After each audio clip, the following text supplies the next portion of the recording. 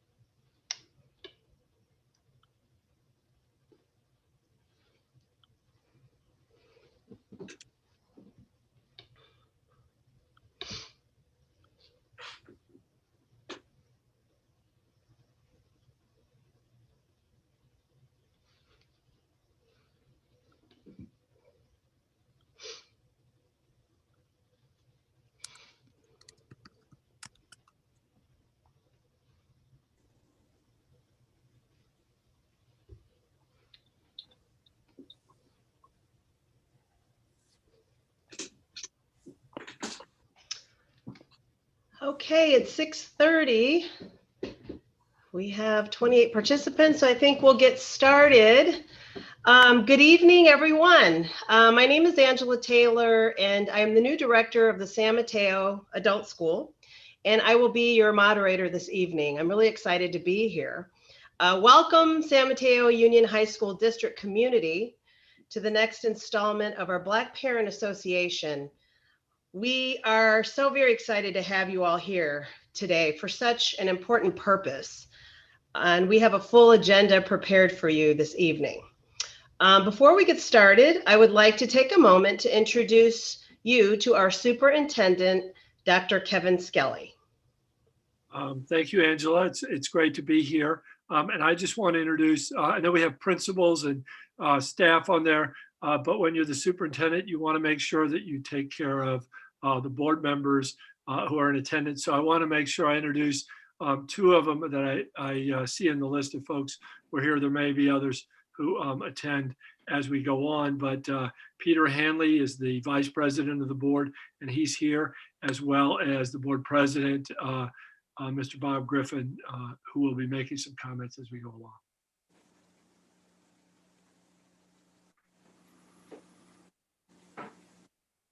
You're muted, Angela. Okay, thank you. Just following protocol.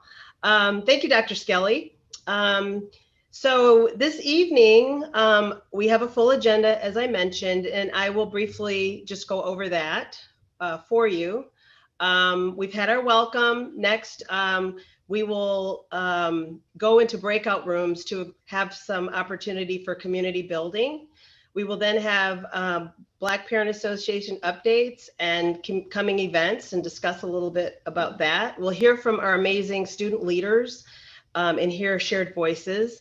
We will then look at our district report card updates and as well as our Panorama Climate Implicit Bias Survey results. And then finally, at the end, we will have our question and answer opportunity and our closing. So before we proceed with the Black Parent Association updates, I would like to share with everyone that tonight's event will focus on building community among us. We had a prior event where it was more of a webinar, but this tonight is a chance for us to really be able to connect. We have created an opportunity and a space for everyone to become more acquainted, and we'll move from this larger Zoom group to smaller groups in breakout rooms. Again, this is an opportunity where you can share thoughts and have conversations more personally for 10 minutes. Once the time ends, you will be prompted and automatically returned to the larger group. Thank you.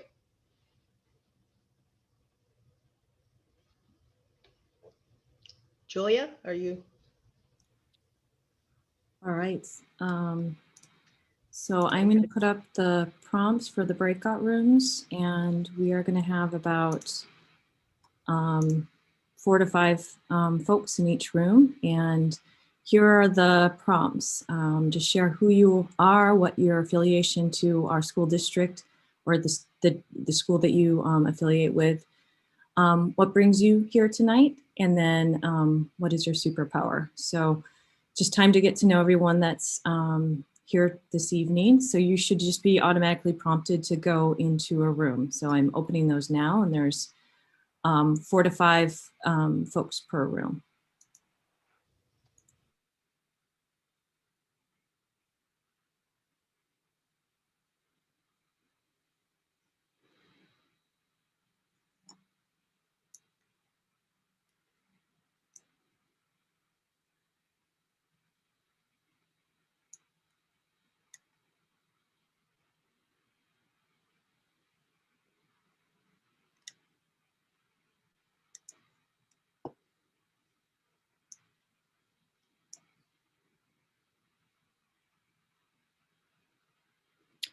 Welcome, Shannon. I don't know if you can hear me.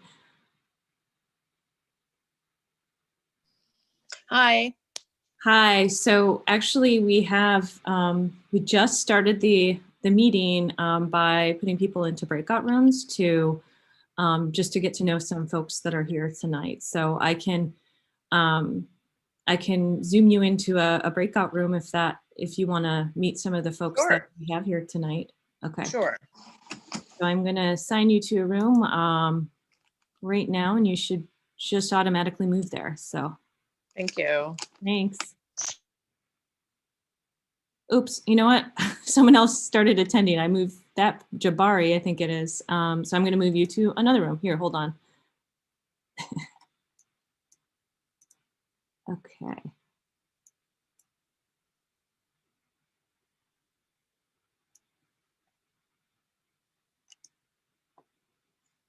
Okay.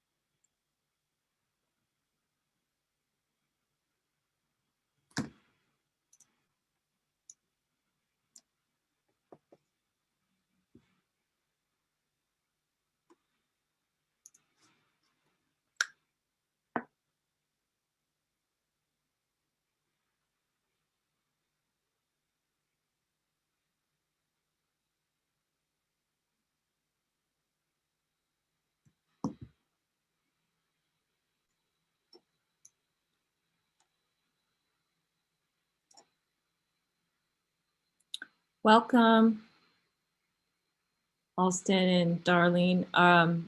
Were you both in a breakout room or are you just joining the meeting? I'm sorry, you're on mute. Yeah, I was just, Hi. hello. Yeah, I'm just joining. Okay, so everybody is in a breakout room right now and just getting to know people in the meeting. So there are groups of 4 or 5. They've been in there about 5 minutes. I don't know if you just want to be in a breakout room right here and we can introduce ourselves. I'm helping to host the technical piece of it. So the questions that people are sharing, can you see my screen right now? Yes. Yes. Okay, so they're just talking about this, introducing themselves, their affiliation with the district or which school they affiliate with, what brought you here tonight, and then what's your superpower. So I don't know if you know each other, but well, then let's share. We'll be our own little group of 3. Okay. So we're not, otherwise I'd move you into a room and they're probably ready in mid-conversation, so. Yeah. Well, I can go first. I'm Nicole Alston. My daughter is a 10th grader at Aragon. And what brought me here, I just received the notes and I'm interested in hearing what others in the community are experiencing, want to talk about. And then superpower is survival. Fair. Yeah, wow. Thank you. My name is Darlene, and my daughter's a senior at Cappuccino, and she's the co-president of the BSU. And so it's interesting. I overheard her talking to someone about speaking in the meeting tonight. So I was like, okay, I better see what's going on. Because I hadn't received notices of these meetings before this year. So I'm not sure how I missed that. And then I guess superpower is just, you know, people, working with people. I'm a school administrator in San Francisco. And so I get lots of practice. Well, welcome. My name is Julia Kempke, and I'm the assistant superintendent here. And Darlene, I just want to answer your question. These are the first meetings like this, where there's one in October, and then this is the second one that has been hosted like this. So, so obviously, I'm affiliated with the district and that I work here, and you know, I'm just trying to be a support to Medina, who's the president of the Black Parents Association. So. Working the Zoom for her and making sure that things work technically well. And so my superpower, I guess I'll just say, I'm doing okay with Zoom. I don't know. Even though it's like the bane of my existence. Yeah, it seems like our whole life is now on Zoom. We could have never imagined Yeah. that this would be it. Mm-hmm. What school are you at, Darlene, in San Francisco? I'm at Star King, which is an elementary school in Potrero Hill. Okay. And I actually came from secondary. My whole career was in secondary till about 5 years ago. And I love it. I don't think I'm ever going back to secondary. Not with my kids or anyone else's. Welcome. I think we have 2 more people joining us. So there are more than 4 people or 5 people in this meeting. It's just that we're in breakout rooms right now. So we were making our own little group here and sharing, if you see the screen on these things. So if you're able to share, I know one of you may be on your phone, or you're welcome to unmute and just share. We're trying to give people a chance to get to know each other in this setting. But if not, I totally understand. Some people just want to listen. Well, Darlene, I'll say my father was a middle school counselor for like 25 years. And then he went down to elementary and just loved it. And was like, he ended his career there and was just so happy about being with the younger ones. Yes, it's a whole different world. I wasn't sure it would be for me because I just kept thinking, oh, there's so many germs. Those little kids are sticky. Yeah. But I really enjoyed it.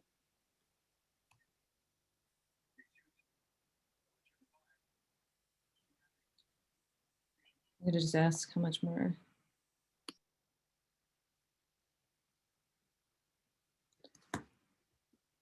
Welcome if you're joining us.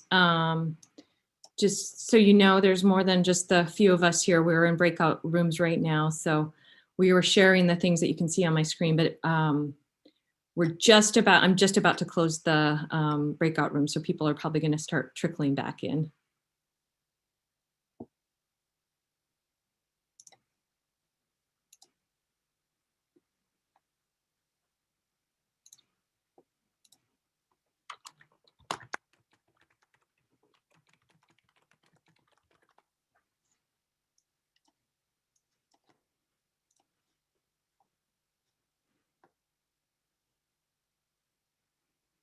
Okay, I see folks are coming back. So I closed the room too, so people are going to get prompted to return.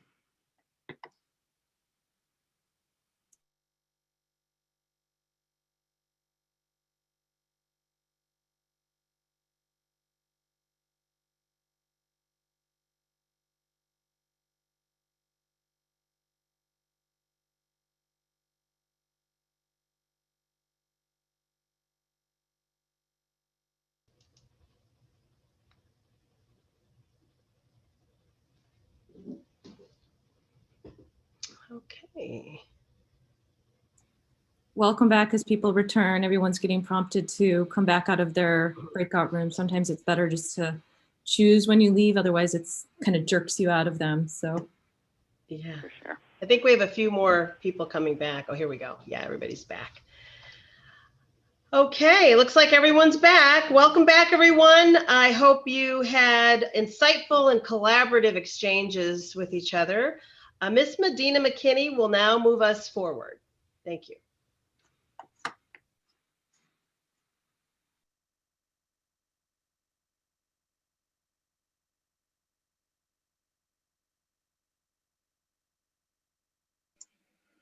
Maybe if I come off of mute, you guys could all hear what I'm saying. Happy New Year to everyone. You can go to the next slide, Julia. Wonderful, excellent. So, Happy New Year. Thank you so much for joining us again this evening for another installment of Unity in the Community. My name is Medina McKinney, and I am the board president of the Black Parents Association. I'm super happy to come together to build community, support our students, and also to support equity and action for 2021. As we get into this evening, I hope you had a good time learning more about the community and also our amazing superpowers. I know that many of us have them. Tonight, BPA is going to follow up on some of the items that we talked about last, Unity in the Community. But before we do, I wanted to share with you guys some of the good work that we did in 2020, starting with a message from our 2020 Baccalaureate Scholarship Award recipients.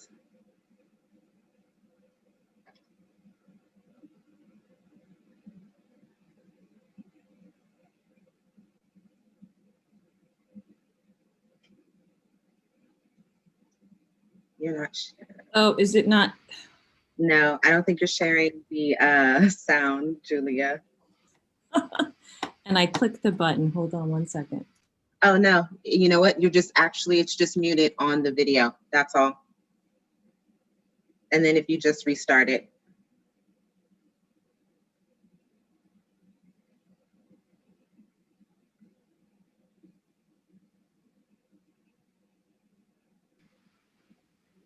My name is Kennedy Berthium, and the baccalaureate scholarship has been very helpful to me. It helps me cover tuition since I attend a private university. It helps me cover costs of travel since I have to fly across the country for school. and it really helps me cover textbook costs since those can be very expensive. One piece of advice that I would give to underclassmen preparing for college is to not procrastinate. It's not Oh, sorry. Oh my goodness. Medina, you had me so. Hi, my name is Kennedy Berthium, and the baccalaureate scholarship has been very helpful to me. It helps me cover tuition since I attend a private university. It helps me cover costs of travel since I have to fly across the country for school. And it really helps me cover textbook costs since those can be very expensive. One piece of advice that I would give to underclassmen preparing for college is to not procrastinate. It's not helpful and it won't help you get anywhere when preparing for college. Good luck and remember to start early. Association. I just want to say that the original scholarship that you awarded me has helped me pay for school, for books, for my dorms, so just stuff that was on my back that I was able to relieve because of this scholarship. So I want to thank you for that. And to the students that are currently preparing for college, I would say that you guys need to keep your head up high. My grades weren't up to par my junior and sophomore year, and I was able to continue my path and improve my grades and my GPA my senior year. And I was able to get into all my top choices around the country for HBCUs. And I'm very proud of myself. So I would just say, keep your head up, keep striving for more, and keep on pushing, whether it be grades or extracurricular activities. The Baccalaureate Scholarship Award has allowed me to cover day-to-day living expenses as a college student, and it's also helped me to purchase books and other materials for my courses. If there's one piece of advice that I could give to underclassmen currently preparing for college, it would be to look into different resources and opportunities on the campuses of the schools that you're interested in, and really kind of have a game plan, before you go to college in terms of things you'd be interested in participating in on campus. Hi, my name is Sean Cotton, and I'm one of the BPA scholarship recipients from the class of 2020. This scholarship has helped me pay off my expenses such as tuitions and books. This scholarship has also helped me be more appreciative and be more motivated to give back to my community. One piece of advice I would give to the graduating class is when you're ready to choose a college, don't regret it and be confident in your decisions because everything's a learning experience. Again, thank you so much for the scholarship and helping me through my college journey. The baccalaureate scholarship assisted greatly in payments for my tuition and textbooks. This helped alleviate some of the costs of higher education, which can be very difficult to pay for. My advice to underclassmen would be to not set expectations too high of yourself. It is important to be organized and want to do well, succeed, but be kind to yourself if things don't go as well as you planned. The pandemic has brought many challenges. Any setbacks you may face, don't let it impede you from achieving your goals.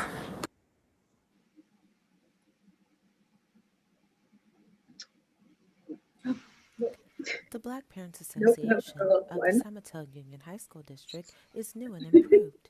We are. There you go. Well, we are exceedingly proud of our 2020 recipients, and we wish them the best of luck on their journey and continued success as they continue. And for the underclassmen who are actually on the call tonight, I truly hope that their words of advice resonate with you and you got something out of it. And speaking about excitement, the end of 2020 for BPA was a true glow up moment for us. As you can see, we have a new look and a new style. Our branding has completely changed from what it used to be. But one thing that still holds true is our mission and our core values. We are still very much dedicated to cooperatively promoting quality and equitable education for students while offering the best level of support and information to both students and their families. That will never, ever change. Now, one thing that changed besides our brand and our look was our website. Now it offers several new tools and resources. And now, Julia, we can take a look.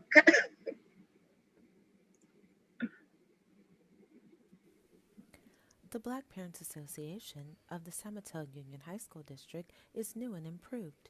We are excited to announce our new website where students can find information on our annual baccalaureate ceremony and scholarship program. Participation applications and scholarship forms can be submitted online, including the Student Scholarship Personal Essay. Downloadable forms are also available. Our new donation and membership section provides detailed information on supporting the BPA and how to become a member. Now, becoming a member can be done at a click of a button. We're excited to share the new resource page, providing tools and valuable information, helping to create our world's future leaders. So as you can see, things are much different from our older site, and we are super happy to offer more resources and tools. So I hope that you all will check it out and visit and use all of those exciting tools. But as we look ahead into 2021, we are also very excited to welcome our newest board member, Dana Harris. We're exceedingly happy to have him with his extensive knowledge in academia and his true dedication to civic engagement. He has over 15 years of education, and he is simply a rock star. So please help me welcome Mr. Dana Harris. Dana. Thank you very much, Medina, for the introduction. I sound like a famous person the way you said that. But greetings to everyone here on the call. I'm excited to be here.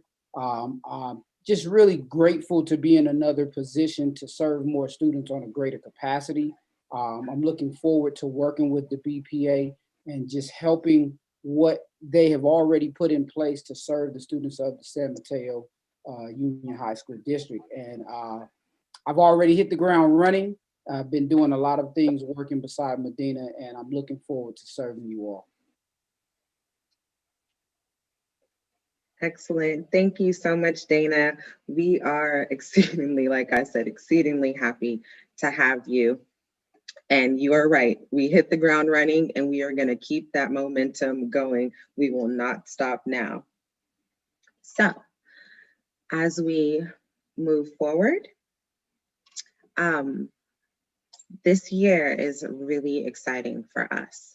And we are planning many, many exciting events for our families as well as our youth. And that is about equity in action in the year of 2021. And some of you may ask, what is that? Simply put, it is through collaboration with several of our partners and other entities to strengthen the educational landscape for our students. So what we have up next are, next slide, yes, a few events that we've already had planned. The first event was originally scheduled for January 28th, which has to be postponed. So please keep an eye out for that. And that's dual enrollment. That was that is an evening hosted with Fabian Morales to talk about the benefits of dual enrollment and middle college and how it might be a viable option for students in their college journey, or their road to college, excuse me. And then what I'm really excited about on February 2nd is our partnership with Silicon Valley Community Foundation.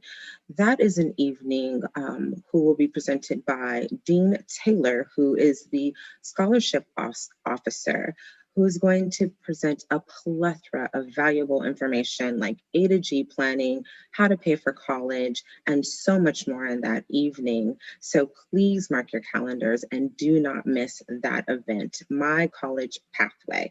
More information will be coming out literally tomorrow, so don't miss it.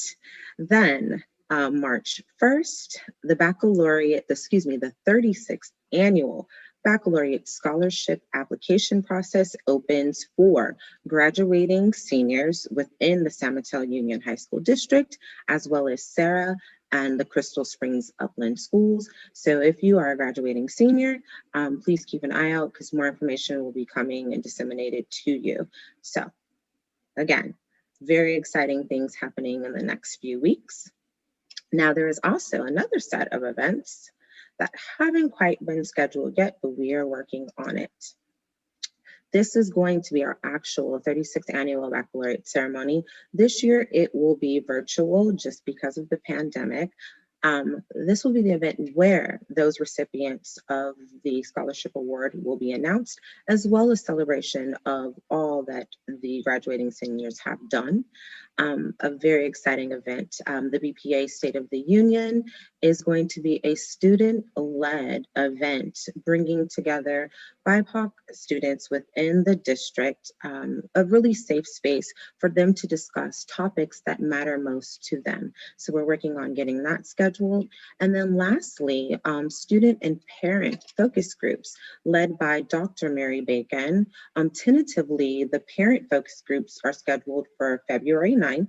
And then the parent focus group is February 9th. The student focus group is the first week of February. So if you have any interest, we are going to send out a survey at the end of this event. So please respond if you have any interest in the event. We really want to go a little bit deeper and have a better understanding of how we can truly support the needs of the families and our students and understand what are some of the pain points that you have and where there are gaps, but also what we could be doing better and what we are doing well in service of our students. So in that, please stay connected to stay informed.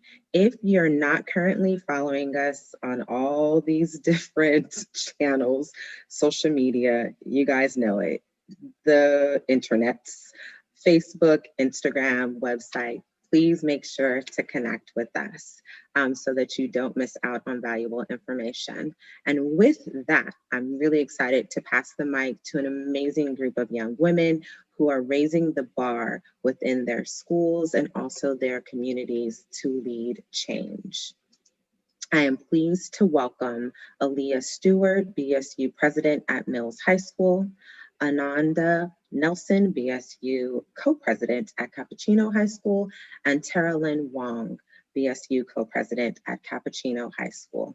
Aaliyah. Hi everyone, my name is Aaliyah Stewart and I'm the President of the Mills Black Student Union, and I'm here tonight to discuss being a leader in my community. Growing up in Millbrae and in the San Mateo County, I did not see a lot of people who looked like me. I didn't feel as represented as other kids may have felt. When I first started attending Mills, I was super excited to join the Black Student Union because I believed that it would give me a chance to finally feel at home in my community and for my voice to finally be heard. When I became president at the latter end of my sophomore year in early 2020, before the pandemic hit, I was absolutely delighted. I wanted to give other Black students at Mills something they felt they could rely on and feel supported from, because I know it's exhausting seeing so few people who look like you. And I just wanted to provide a foundation and community for them within our school and community. When it comes to my role as the Mills Black Student Union president, I wanted to be someone that younger students could feel that they could look up to and see as a role model. And I plan to use my power as the president to ensure that Black voices in my community and in my school are heard and lifted up by our administration and guarantee that change is made. Thank you for listening.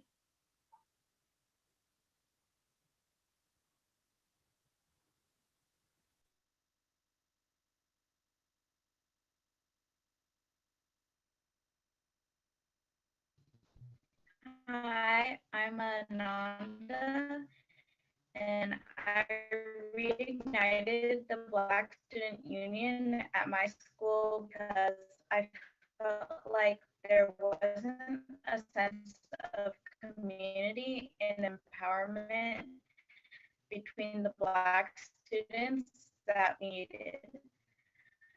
I noticed it because a year before, my mom placed me in a group for Black girls run by Stanford students. Those leaders inspired me to become one myself and uplift Black kids the way they were.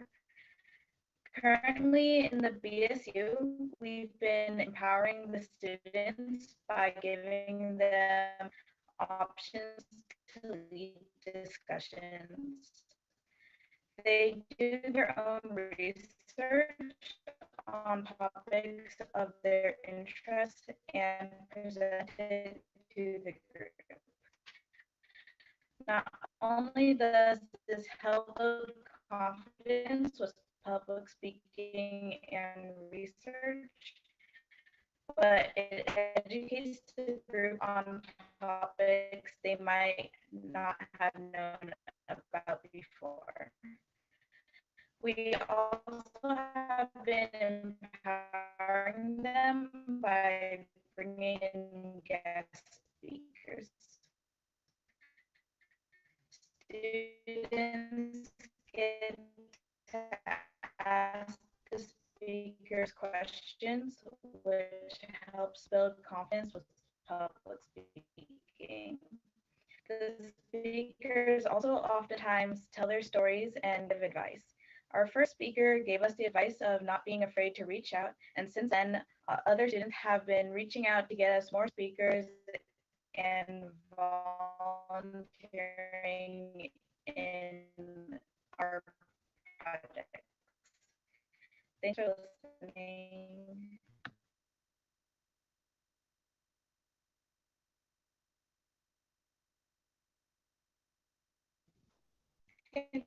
Hi, my name is Long, and sorry, am I interrupting? No. Oh, okay. Sorry. No, you're fine. Go ahead. Okay. Sorry. So my name is Taylor Wong, and I'm co-president of the Cappuccino BSU. The BSU is a place where students are able to liberate and empower themselves. The slogan of advocate, educate, celebrate resonates with me because these are the actions of a leader. We came up with the slogan together when we were evaluating the club's purpose and priorities. I knew that I needed to be a part of the BSU because this would be the place that sparked change. I became a leader to build a community for students that need a safe space. I also wanted to give others the opportunity to express themselves freely and make sure that their voices are heard. A major role I play to make a difference on campus is by connecting students to different resources like our guest speaker, Dr. Sears, who encouraged us to start talking about race and how to overcome it. One of the projects that we have been working on is how to talk about race. And the BSU wanted to assess the racial climate and how safe students felt on campus, so we conducted a survey. The results were alarming. Most students have seen or experienced racism either from students or staff members or both. In order to start change, we must address the climate that we live in and start a conversation. In open discussion, the BSU was able to organize an open dialogue with our principal, Mr. Boyce, and our assistant principals about race and the racial climate on campus. We presented the data and asked them what they would do to fight racism. We wanted to make an anti-racism a part of our school's culture, so faculty members made a page on the school's website visible to the public, highlighting the school's commitment to anti-racism. Simple changes like this brings attention to the reality that there's no unity in a community without inclusivity and the acknowledgement of inequity and the injustices that are happening today. Honestly, I never felt represented at school. The BSU offered a community to me on school grounds. However, in a classroom setting, I never saw someone that looked like me. The BSU, I wanted to know if having a teacher who represented the Black community could start to change the school's culture and promote success. We've been researching the impact of Black and the effects that they have on the school culture. Results suggest that Black teachers boost students' academic outcomes, reduce suspensions, raise expectations, and even recruit less racist teachers into the profession. And this research suggests that increasing the number of Black teachers should be a part of any serious strategy, especially for our district. And this was a quote from Andre M. Perry, who wrote the book Know Your Price.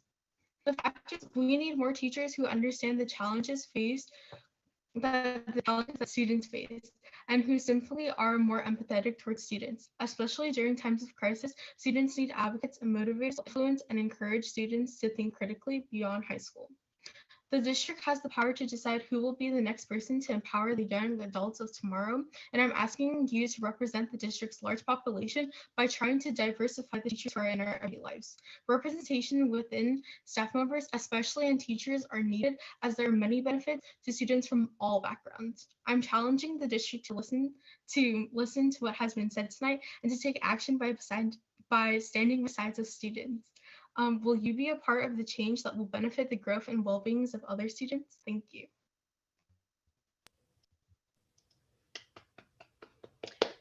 Thank you. Thank you. Thank you to our amazing student leaders. You are so important and critical to this work. You are our present and our future leaders. You are the movement and the change that we seek. And it is so important, not just for the district leaders to make change, but with students together making that change. So thank you for your courageousness and for sharing such thoughtful words with all of us. We were really honored to have you here tonight. So now we will move on to the district report card.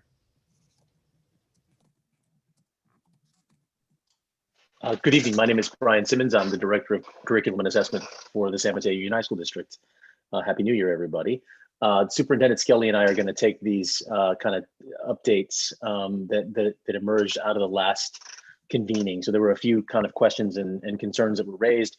We're going to respond to a couple of them here, and then I'll move into a survey. So the first one I'm going to take, and basically I just want to say that the first one was related to does the district have kind of explicit outreach to African American students as part of the welcome into the district? And while the district schools do much to support the orientation and onboarding of students into the school community, we don't do anything explicitly district-wide for African American students.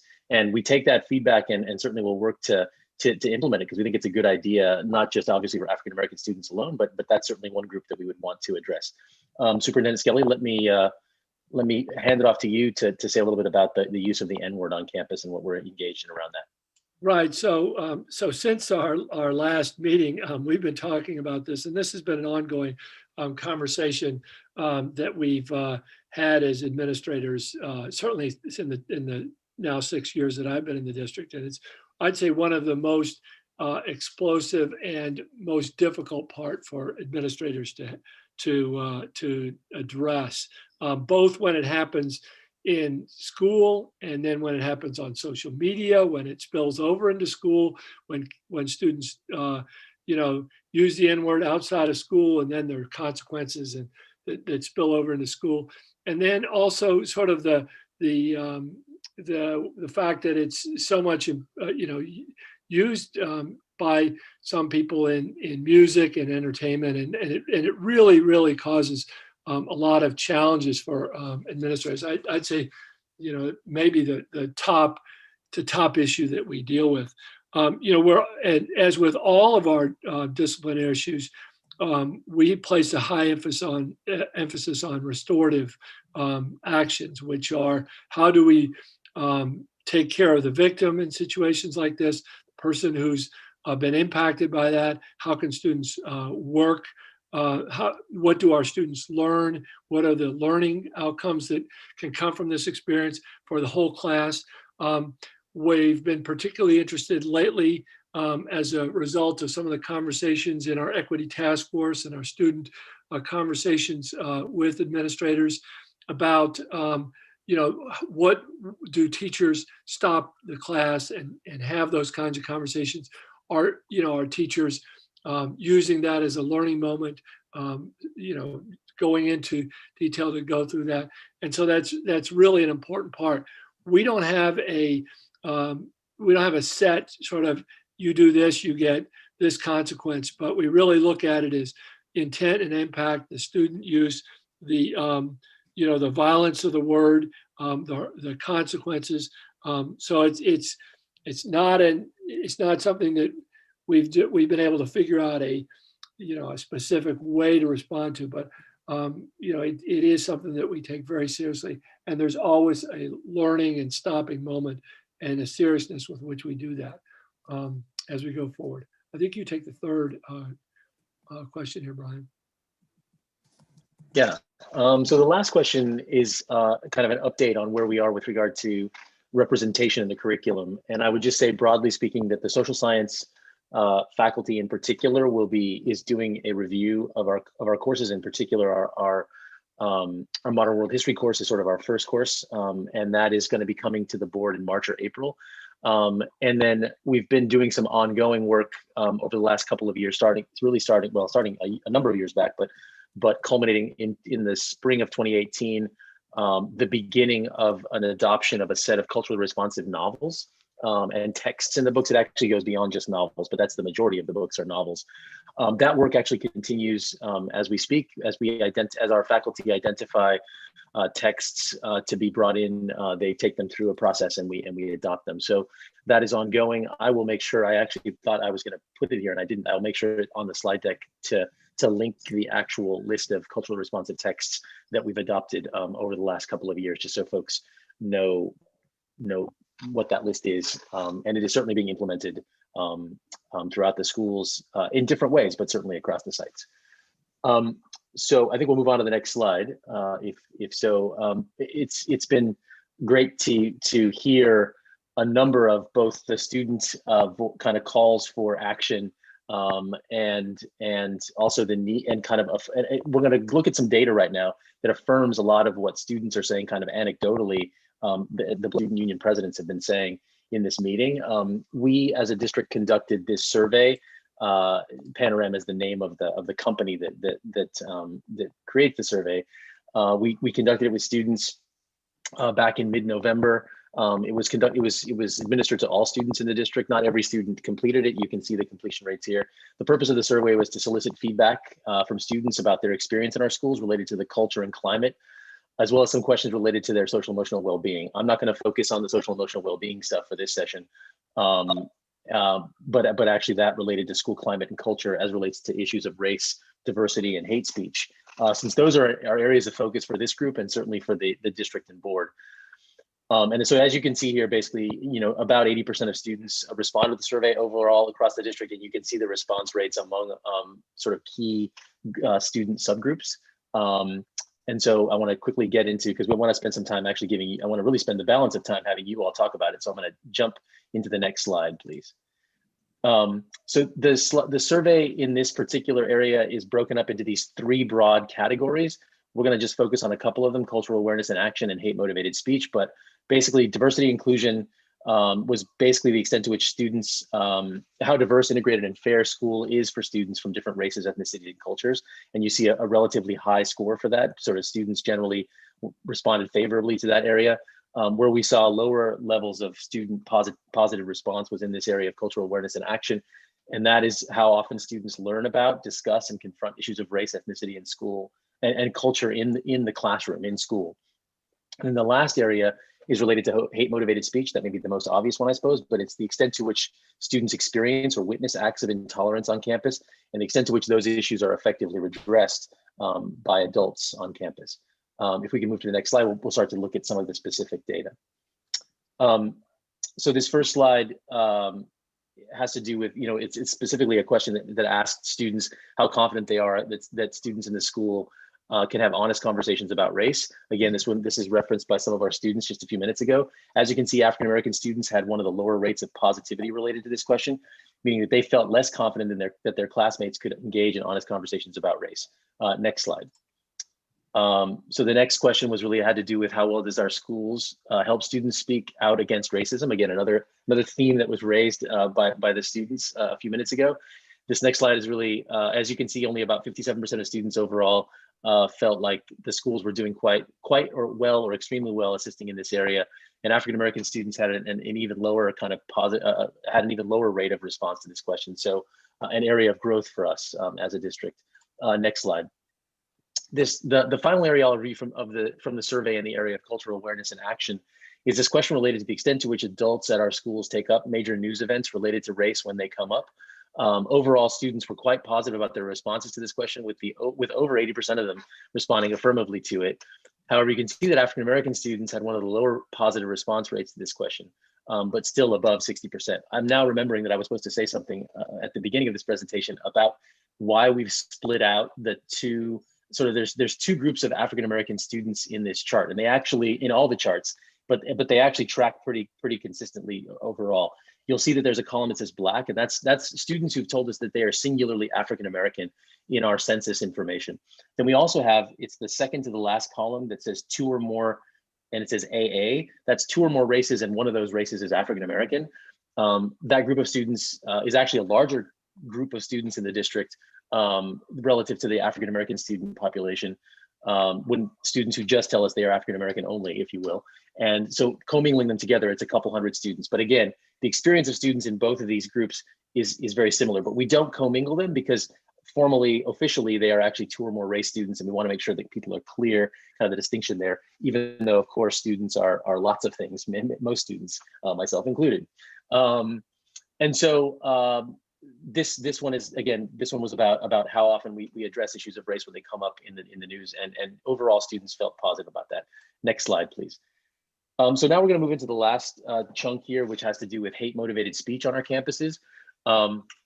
And this first one is related to the extent to which students think that adults effectively respond to incidents of hate-motivated speech. And as you can see, and actually this is reflective of many anecdotal pieces of feedback that we've received recently, and is highlighted in the recent grand jury report, if any of you know about that. Nearly half or fewer of students across all groups reported that the district, that adults are responding effectively to these incidents. Next slide. This penultimate slide is one of the two where we ask students to tell us about the micro or kind of casual incidents of racism that do or don't happen in day-to-day interactions on campus. And this question shows that many students across racial groups, but certainly disproportionately among African-American students, experience what is termed casual racism, or that occurs in social interactions with peers. And then the next slide on the data. This final data point shows the extent to which students are experiencing microaggressions on their campuses. As you can see, African-American students reported a much higher incidence of that than other groups, but all groups are clearly experiencing them to some degree. So next slide. I did, before we sort of jump into we want to have you all kind of reflect on and process what you just saw there. And so what I did want to say, though, is that there are a few things we are engaged in, both because of this data, but also because of ongoing work across the district. That there's a few key initiatives that we are engaged in. And the first is that we are putting out, we are sort of establishing an anti-racist teaching professional learning initiative in the district, and we're putting out an RFP. A task force has been established to both to give us feedback about the RFP, and then ultimately to go out and vet the proposals that we receive from providers. And certainly, if any of you in this convening have any ideas for potential providers, please let us know, and or just forward directly. The RFP is hyperlinked on the slide deck. You can see it there, and you are welcome to forward that on to potential providers of anti-racist teaching professional learning for our staff. And we expect that training is going to begin in this spring, summer, and will obviously continue into ongoing work, or into the next school year and beyond. I would say that the last thing, just quickly, is that the district did receive a grand jury. Well, the county, and then in particular, our district received a set of findings from a grand jury that was impaneled. And we are responding in an ongoing way to those issues that have specifically to do with issues of hate-related speech that have happened on our campuses. So do know that there are some activities and initiatives underway to address and redress a number of these issues. But with that, if we can move to the next slide, we did want to give you all a few minutes to talk through kind of what you notice in the data in the data that was just shared. What further questions do you have about the data? And then what does the data tell us about what we need to address, to the extent that, I haven't said anything, about it. So in terms of initiatives that we have in place. So if, I think, Julia, you're managing the breakout groups here. Is that right? That's correct. Yes. And I think if my suggestion was that we maybe go back to our original groups, unless you want to mix us up again. There are folks that joined us after that first breakout room, so it's a reshuffle. I so people are going to have to reintroduce themselves to their new group members. And I also realized that Brian, if you want people to share on the Jamboard, that we should share, we'll share the slides. So we can do that in the chat now. I don't know, Laura, if you can share the slides in the chat right now. And then when I move you into the breakout rooms, we would love to hear your responses on the Jamboard, but it's not necessary. You can just have a conversation too. But other than that, we're ready to go to the breakout rooms, Brian? Perfect. I think we're just about ready. I was just, sorry, copying and pasting. So now folks have access to the slide deck. This is obviously down toward the bottom of the slide deck. And you will find, again, if you feel motivated and so moved to indicate on the Jamboard, you can just pick a page of Jamboard. It's basically just a simple whiteboard where you can add post-its to it, just to record some of your, the goal is just to have you all have a conversation of reflection about what you just saw. If there aren't any questions, and if you have any questions, you can drop them in the chat, but I don't see any at the moment. So I think you can send us off, Julia, please.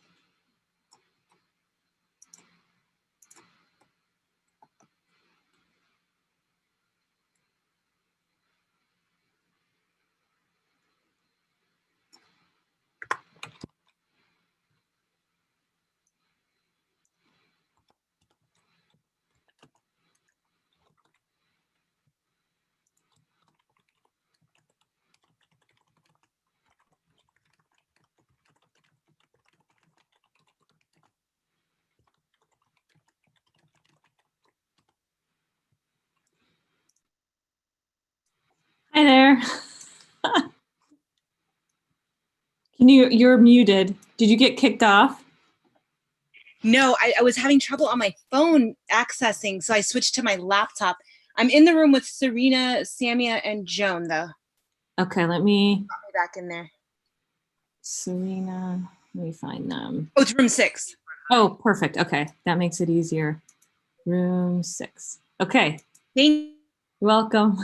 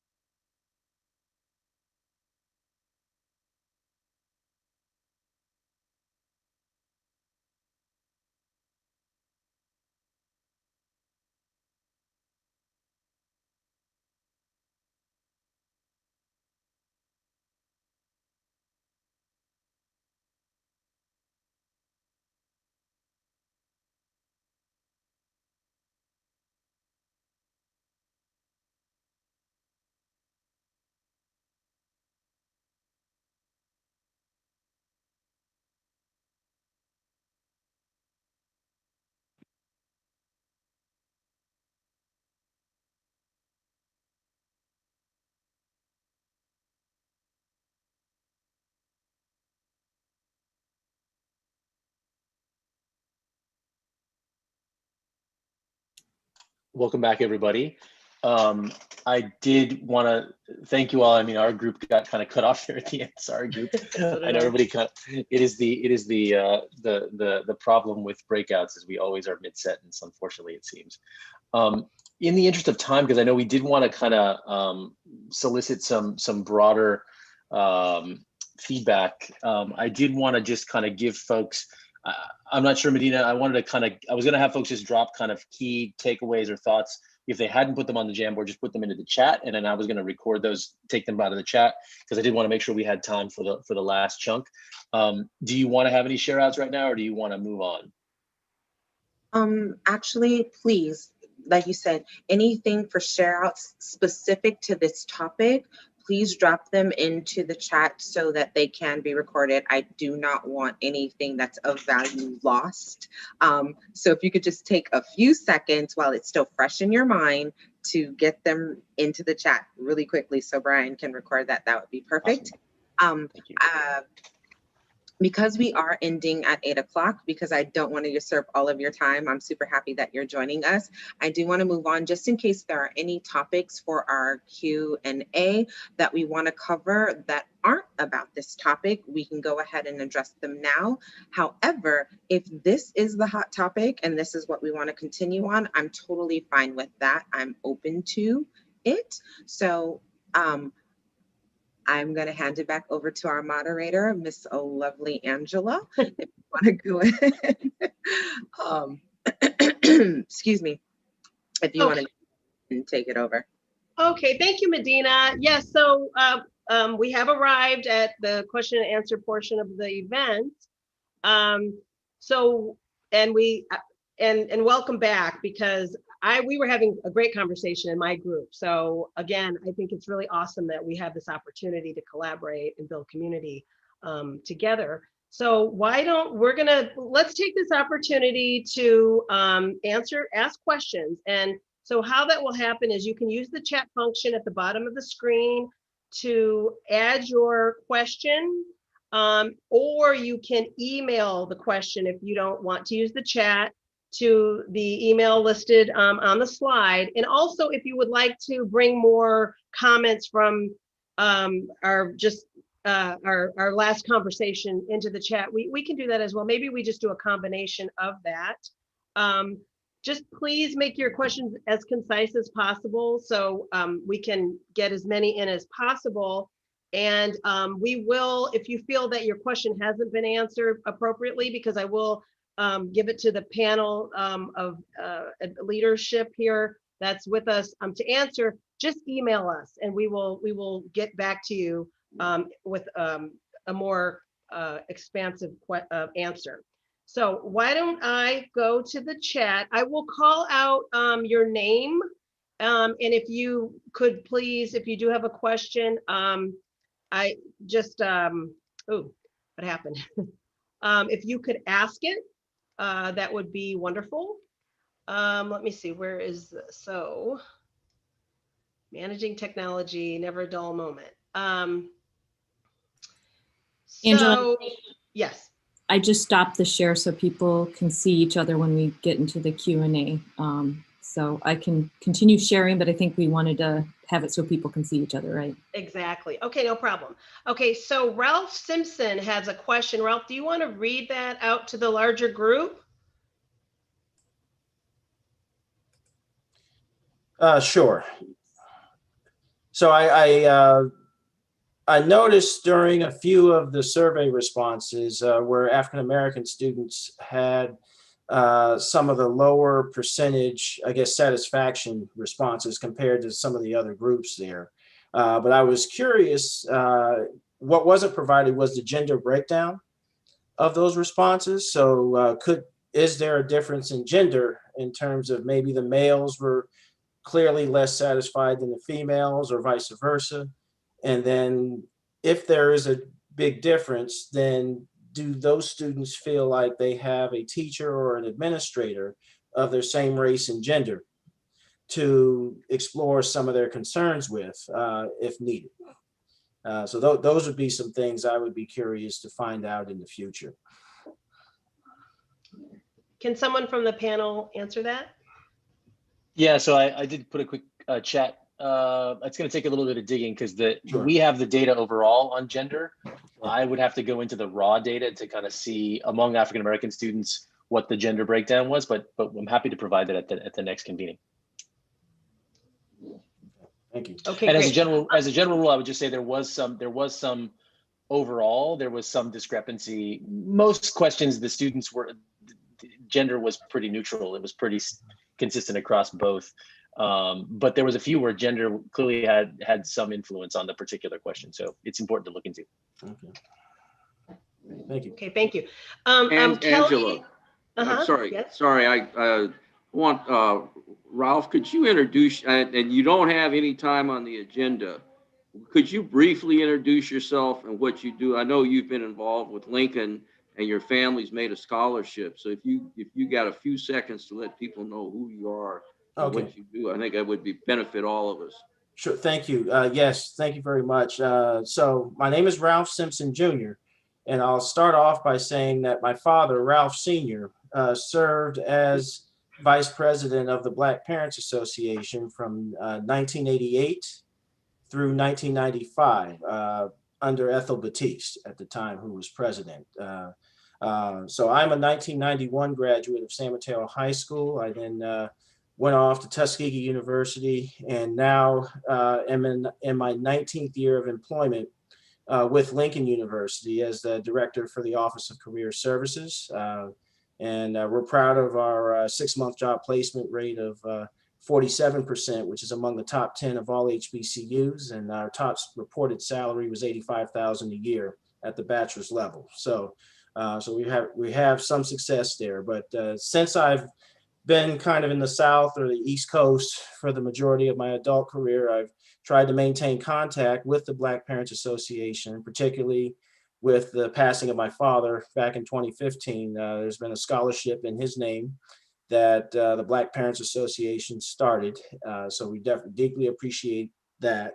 I've also been a volunteer assistant coach with the San Mateo High School boys tennis team. I'm probably the last African-American tennis player to play varsity tennis for any of the San Mateo high schools as far as tennis is concerned. And I was the #1 tennis player at Tuskegee University during my collegiate career. So those are some of the things that I've done to try and stay in touch, even though I'm here in Newark, Delaware now. Wow. Well, thank you, Ralph, for that. So Kelly Underwood, you had a couple comments. This is an opportunity maybe to share some of those. Do you want, Kelly? Yeah, I'm gonna go ahead and let my son share because he and one of the other members were really in our small group, the ones who brought this up. Hi, everybody. My name is Emulin Rasmus. I am a student at Middle College at CSM.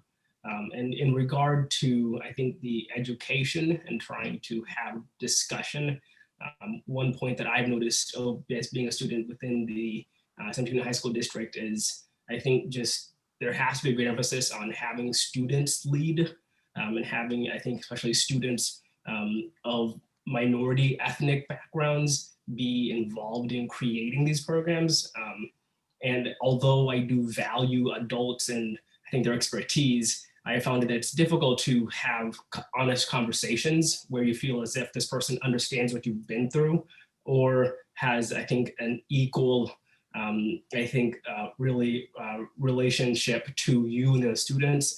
And I think it would be really interesting if we could have a program where not only the admin is working, but also having students come together, try to work on solving problems such as the use of racial slurs and other issues that I think students that reckon themselves have the power to help solve, but have not been given the tools or been taught how to do so yet. Thank you. Any response to that from our panel? I can respond to that. There is a student equity team that just has become pretty active this year, and they are welcoming more members. And I know last semester they put on an administrator teach-in, and they talked about some of these issues to share with adults, and basically teach the administrators on some of these topics. We just met with some of those co-leads this week, and they are planning to have their next project to be an assembly, a student-led assembly at each one of our schools on the topic of kind of racial equity. And I know they're really active on social media, and like I said, they are welcoming new members. I know they would love to have some students that are here with us tonight join them. So we still have more work to do beyond that, but it is some of the stuff that is, they also feel very strongly, to your point, that students should be educating both the adults on this topic and, other students as well. So there are some good work happening, and we can share some of that as we move forward as they gather around that. Thank you, Julia. So we have a question from Daniel Feld, a few questions. Daniel, did you want to ask that to the larger panel? Yeah, sure. I'm gonna let my wife read it because she's also the one who typed it. So. Okay. Hi, I'm Nahal Feld. I was just curious about the dialogue that's going on these days. If teachers are given guidance to talk about current events and kind of what conversations are happening in the classroom right now with the social climate. Go ahead, Dr. Skelly. Well, a lot of conversations. I mean, obviously, everywhere you go, there are conversations about what's happening. I want to, maybe, I know if I hate to put somebody on the spot, but we have several of our principals here who have been engaged in staff meetings and then had those conversations. Pam or Jeff, if you wanted to offer some thoughts here, you're closer to the grain than I am, but I know this has been a huge part of discussions in classes, particularly probably in social studies classes, but I'll let you guys comment. Yeah, I can start at Hillsdale. I think there are really two issues that I hear in the question. One is just the immediacy of what's happened last week and in this over the last 7 days, and then what's going to continue to happen into the foreseeable future. And so number one, I think we've really benefited from having ethnic studies as a home base in terms of curriculum in at least the ninth grade, but also, we were quickly organized to have our social studies department. They got together, they tried to craft some basic lesson plans and use our time. We have a collaboration time before school. So they were able to meet and have discussion and able to develop some lesson plans, which allowed the rest of our staff to, I think, have a sense that it was being addressed and that we were going to talk about it. And we're going to try to do that in an organized manner. I think other teachers wanted to have conversation, wanted to make sure they were open to listening and to attending to students and really considering how they were handling it in terms of just their own response to the events of the day, but that they didn't necessarily have to if they weren't prepared to. Because I think you're right. Some teachers, either through training or just their own capacity, feel very comfortable in having these conversations, and some don't. I think the second part of your question is just, how do we do this? How do we not react to the moment, but how do we have resources in place? And I think that Julia might be able to talk about that. I think the district has responded to try to create a catalog or inventory of resources that we can turn to whenever incidents like this happen. Those are just a couple of thoughts. I think Pam, you added quite a few in the chat here. That's pretty. Sorry.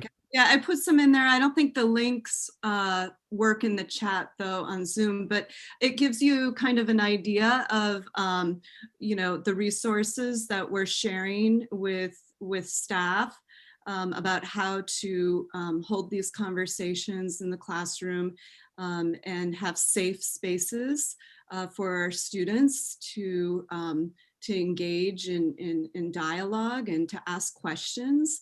And we really feel it's important now more than ever. Our students are with us, and they're watching these things happen ever since, this summer. We've been, working together as a team, and there is a professional learning community. I know that is convening at Mills just around anti-racist teaching practices and resources. And we actually have one of those teachers here with us this evening, Serena Argy. So she's on the ground with students every day, and she might be able to speak to a little bit about how those conversations are going with students. Yeah, so I'll make it quick. So in the class, it was kind of shocking. So a teacher shared, trying to focus on letting students sort of express and letting it be voluntary in the moment. So I teach video. And so giving them an opportunity to sort of express through like a quote or an image of what they are and kind of create the space and give opportunity for them if they would want to discuss in groups and kind of honor choice. I know there are teachers that have done more in depth. I also have different clubs, and with those clubs, like in the Black Student Union with Mills and Cap, we definitely went into it and went into detail and really trying to create a space to process and to support them and where they're at and how were their experiences in the classroom. And so that is something that we've kind of did. I think it always could be better, but I don't want to take up too much space. Well, that actually, I think Ms. Cotton, you were going to ask a question around that very topic. So was that answered for you? Yeah, it was in line with Mr. and Mrs. Fell's question as well. But in terms of, I think someone had mentioned kind of having it to be a choice in terms of how that dialogue is happening. Like I mentioned in one of our breakout groups, I thought it was great. I was part of a racial injustice dialogue that a few of the teachers at Hillsdale High School had this year with their students, which really opened up dialogue in regards to race. And I really thought it was a great way for students who weren't even very comfortable maybe with sharing, but to just listen to the speakers that were a part of the forum. They were able to prepare questions in advance for the speakers to address, and I thought it was just a really great way to provide an educational platform around race, racial injustice, and racial disparities for those students. And I think as we really approach getting into Black History Month, I know personally it was always challenging, especially with, Black students being underrepresented and minorities in the classroom, the curriculum that is taught, being that a lot of the curriculum addresses slavery and the N-word, and being that one or two students in a classroom, how uncomfortable that oftentimes feels. Ways to really highlight Black history and the education of Black history, not only just in the month of February, but the curriculum that we're teaching the students would also be a great way. It's not just about slavery, but there are a lot of other topics, and Black people have been influential in inventing things throughout this world that we can hopefully incorporate in today's curriculum and going forward. So thank you. Yes, thank you. Thank you for that. So we are running out of time, just having such important conversations is difficult to contain time. So we'll just take one last question and we will wrap up. Miss Jabari Norton has a question. Jabari, would you like to ask that question? The last question or the earlier Yeah, question? the last question, the last one. I think it's Well, I a think the great question way is to like, end. Yes. you know, like, what else can we do? How else can we help? Yep. I mean, that's my biggest thing is, I No, mean, it's so- great seeing all the faces, all the people, what we can do. How do we keep this going? How do we help? How do we do more? So I think Medina is always looking for folks to help her. Maybe Medina, you could put your email address in the chat here for folks to get it. You know, I think to me, you know, I was reflecting, Cynthia Eagleton was in one of my groups, and, you know, there used to be, there were 3 or 4 or 5 parents who would come to San Mateo High School for a monthly meeting. And now we're getting, you know, 50 people or, you know, at a meeting, and really, you know, there's a lot more going on. And so this has been one of the blessings of Zoom, is that I think creating this affinity group is possible in this virtual space in ways that wasn't. And I think from what I hear from parents is that, you know, you're hungry for these opportunities. And so, you know, we only have a few students here, but I can just imagine that they're hungry for the same kinds of conversations. So I think our challenge is to do that. Natalie asked a question about Black History Month and the do's and don'ts, and you know, there's a lot of pieces that we're looking at it in that area as well. So I think Jabari, I think to keep coming to our meetings, you know, to keep sharing your experiences, and for us to continue to listen to what the experiences are of parents, and then particularly the students, because as has been mentioned, you know, they make up a small part in terms of percentages of our student body.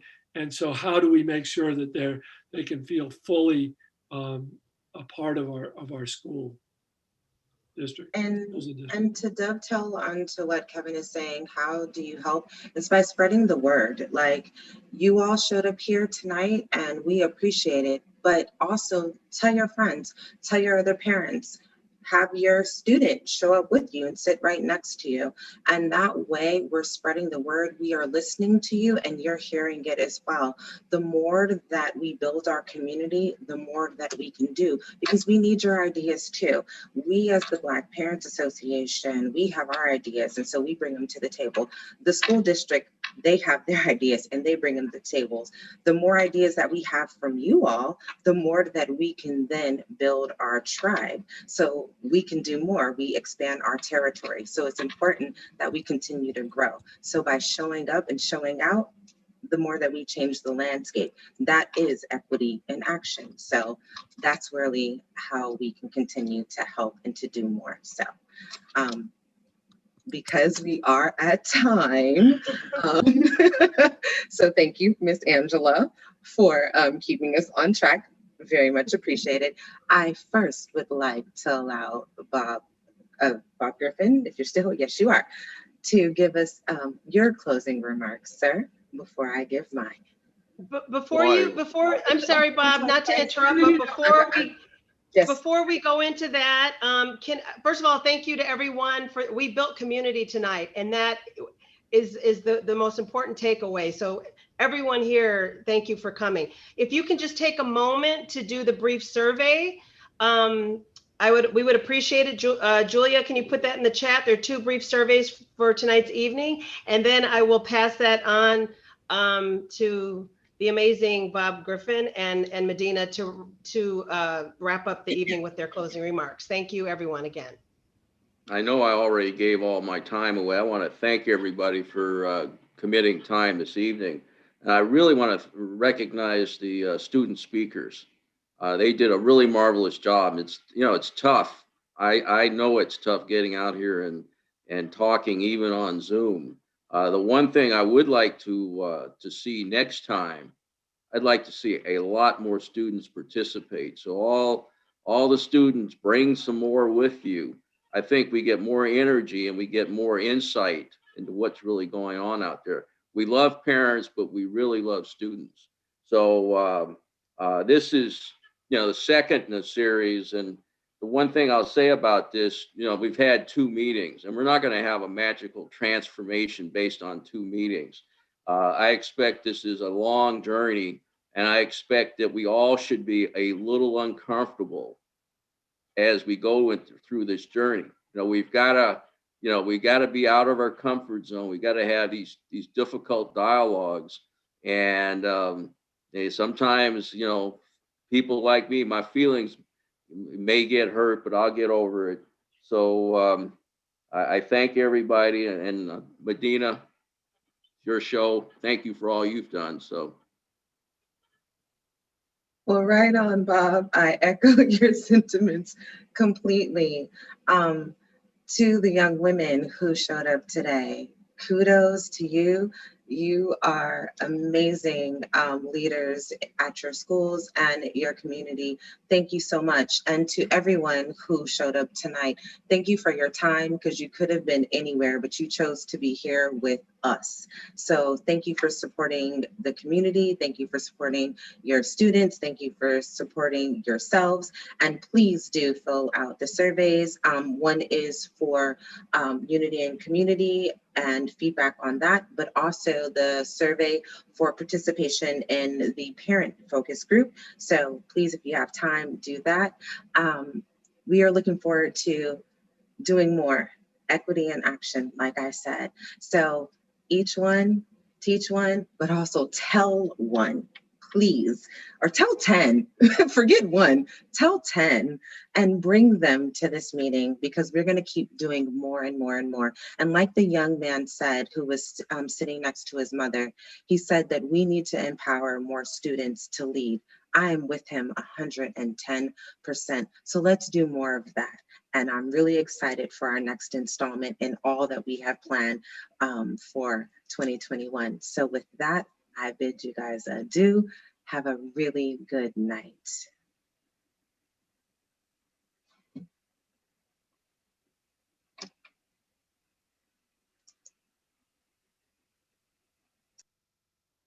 Thanks to everyone. I thought we had a really nice meeting tonight. I learned. So thanks, Medina. Kimya, it's good to see you on the call here, and to see your son there. That was really wonderful. And Ralph, when you come back to town, let's play some tennis. The older I get, the better I was. So we could have some fun playing tennis. Will do. I put my email in the chat box, so a few minutes ago. So anybody looking to Okay. contact me, just shoot me an email. Appreciate it.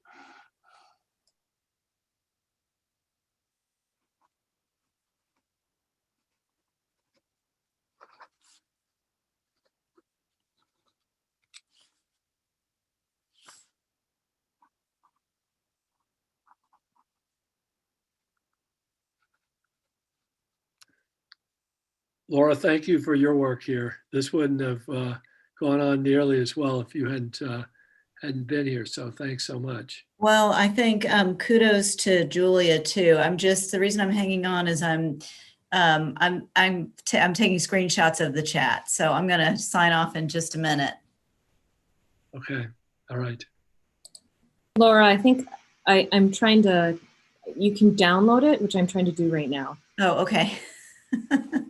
Maybe I'll hang on with you until we make sure we've got that. Okay, yeah. For some reason, it just wouldn't let me copy and paste. And I think it has to do with the settings. But anyway, I'm going to stop our YouTube recording. Yeah, that's good. All right. Well, thank you guys. Julia, I noticed that both of you guys are still at work. Well, I find it easier. Yeah. I don't have potentially screaming children in the background, and I have 2 screens here. And so, Julia, I think it will either stop when we end the meeting, or you have to stop the streaming. Oh, here, I'll stop it. Okay. All right. Good night, you guys. Good night. See you early tomorrow. Bye-bye. Bye. So stop.